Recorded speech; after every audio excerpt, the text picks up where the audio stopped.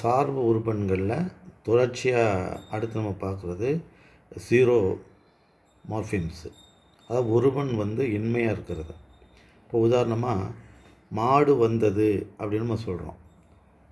மாடு வந்ததுன்னா ஒருமை.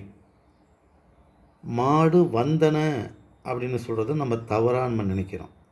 ஏன்னா மாடுகள் வந்தனன்னா சொல்லணும் நம்முடைய தமிழ் இலக்கணத்தில். மாடு வந்தனன்னு சொல்லக்கூடாது. மாடு வந்ததுங்கிறது ஒருமையே சொல்கிறோம். ஒரு உண்டன்பால் என்பது மாடு, வந்தது என்பது உண்டல்பால் வினைமுற்று. அப்போ மாடு வந்தது சரிதான். ஆனால் வந்தன என்பது பலவின்பால் வினைமுற்று. அப்போ மாடுகள் தான் சொல்லணும். ஆனால் மாடு வந்தன அப்படின்னு சொல்கிறது நமக்கு அது தவறு இல்லை, இலக்கணப்படி அது சரிதான் என்பது தான் மொழியியல் சிந்தனை. அப்போது அந்த வந்தன என்கிற அந்த பன்மை வினைமுற்று, பலவின் பால் வினைமுற்று, மாடு என்கிற ஒருமையை மாடுகள் என்று நாம் புரிய வைக்கிறது இல்லையா? அப்போது பன்மை முடிவு வைத்து கொண்டு மாடு என்ற ஒருமையை மாடுகள் என பன்மை முடிவாக நாம் கொள்ளணும். அப்போ இந்த கல் என்னும் பன்மை விகுதி இங்கே மறைந்து வந்திருக்குது இல்லையா? அதனால தான் அதுக்கு அங்கே அது மறைந்து உள்ளது. ஆனால் அங்கே அது இல்லை. அதனால தான் அது ஜீரோ.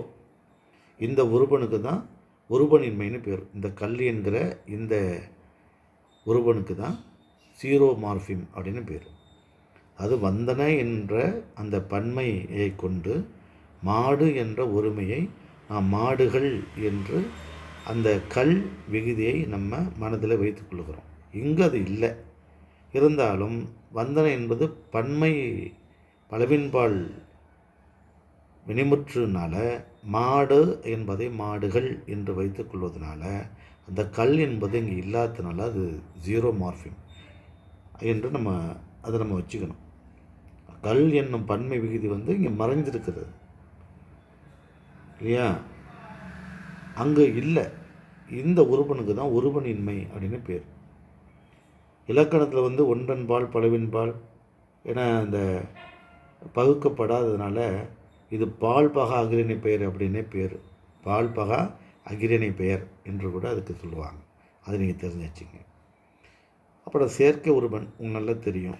நீதி, அதாவது செயற்கை உறுப்பன்னா ஒரு வார்த்தையினுடைய முன்னும் ஒரு வார்த்தையினுடைய பின்னும் உறுப்பன்களை சேர்க்கிறது. இப்போ நீதி என்பதற்கான முன்னுறுப்பு எது? ஆ. அப்போ அநீதி. நியாயம்ங்கிறதுடைய முன்னுறுப்பன் அநியாயம். மங்களம் என்பதனுடைய முன் உறுப்பன் இது அப்போ அமங்கலம்னு வருது. ஆனால் தமிழில் பார்த்திங்கன்னா முன்னுறுப்புகள் கிடையாது. தமிழில் மட்டும் முன் உறுப்பன்கள் கட்டாயமாக கிடையாது. வடச்சொல்ல மட்டும்தான் உண்டு.